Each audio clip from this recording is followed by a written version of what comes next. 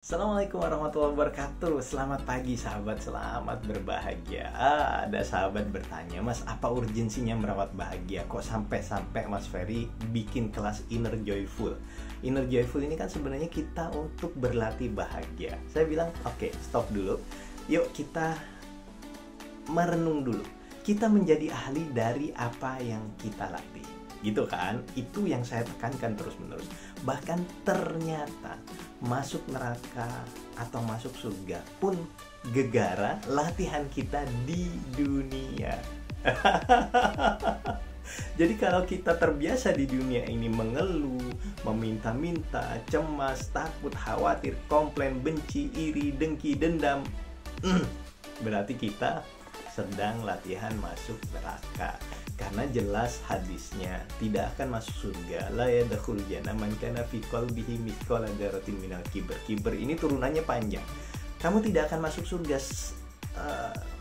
selama masih ada sifat-sifat kedengkian, kebencian, iri, tidak nyaman, komplain, marah, sombong, dan lain sebagainya. Ini penyakit hati, kamu nggak akan masuk surga gitu. Nah, berarti apa yang harus kita lakukan? Ya berlatih untuk selalu damai, bahagia, sukacita, gembira. Karena itu adalah sarana berlatih masuk surga. Orang yang masuk surga itu hanya orang-orang yang terbiasa di dalam kehidupannya di surga. Maksudnya apa? Dia tidak lagi meminta-minta, dia tidak lagi menggerutu, dia tidak lagi komplain sama Tuhan, mengeluh, dia tidak lagi berantem sama Tuhan. Karena orang yang masuk surga itu adalah orang yang mendapat titel jiwa-jiwa yang tenang. Ya ayat Tuhan nafsul mutmainnah, wahai jiwa-jiwa yang tenang. Nah, jadi kita di dalam kelas Inner Joyful ini cuman berlatih aja, berlatih untuk menjadi ahli dalam bahagia, menjadi ahli dalam sukacita, menjadi ahli dalam gembira, menjadi ahli dalam menikmati hidup. Nah, kalau kita udah hidup di surga, maka nanti kita mati insya Allah akan dikosin di surga sama Sang Maha Baik gitu loh. Kenapa? Karena gini. Rasulullah SAW mengajarkan Anda untuk sholat. Apa sih? Sebenarnya apa sih esensi dari sholat ini? Apakah sekedar ritual membaca bacaan doa yang seperti itu diulang terus-menerus? No. Esensi dari sholat adalah ada 5 ya, tujuan utamanya. Pertama, memang Anda diajarkan taat patuh. Ini adalah basic banget, hal pertama. Yang kedua, Anda diajarkan untuk mengistirahatkan pikiran. Orang yang istirahat pikirannya berarti tenang, damai, jiwanya juga bisa tenang, damai.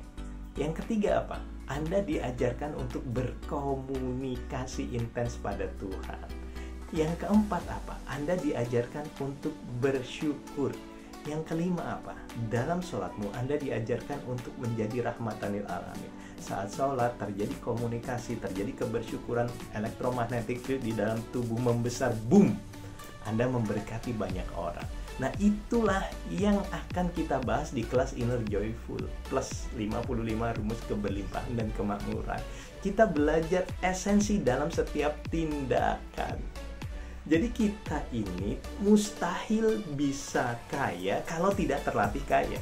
Mustahil bisa bahagia kalau tidak terlatih bahagia. Mustahil bisa damai kalau tidak terlatih damai.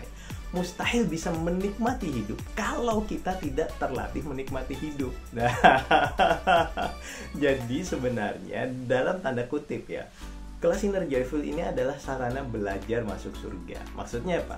Ya menikmati setiap momen-momen kehidupan, apapun ritual kita, apapun cara kita ketahui esensinya dan kita akan mendapatkan manfaat dari apa yang kita lakukan. Jika selama ini kita melakukan segala sesuatu dengan terpaksa, dengan alasan pahala, dengan alasan imbalan, no. Di kelas Inner Joyful nggak ada esensi. Kita masuk ke ranah esensi, melakukan segala sesuatu. Oh, tujuannya adalah sukacita. Yo, ayo kita sukacita. Oh, tujuannya adalah kebermanfaatan. Yo, ayo kita bermanfaat. Jadi, yang dilatih di kelas Inner Joyful adalah kita menjadi manusia bahagia, damai, kita menjadi manusia cinta, kita menjadi manusia berlimpah, kita sejahtera lahir dan batin. Itu yang kita latih selama 40 hari di kelas Inner Joyful. Jadi tidak lagi berlatih mana yang benar, mana yang salah, tetapi esensinya apa dalam tindakan itu. Kelasnya akan mulai 16 Februari insya Allah.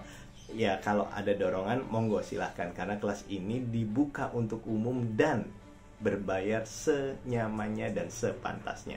Sepantasnya panjenengan menilai diri Anda dan menilai ilmunya. Oke? Assalamualaikum warahmatullahi wabarakatuh. Barakallah, I love you all. Namaste. Terbawalah langkahku ke sana, mantra apa entah yang istimewa, ku percaya selalu ada sesuatu di Jogja.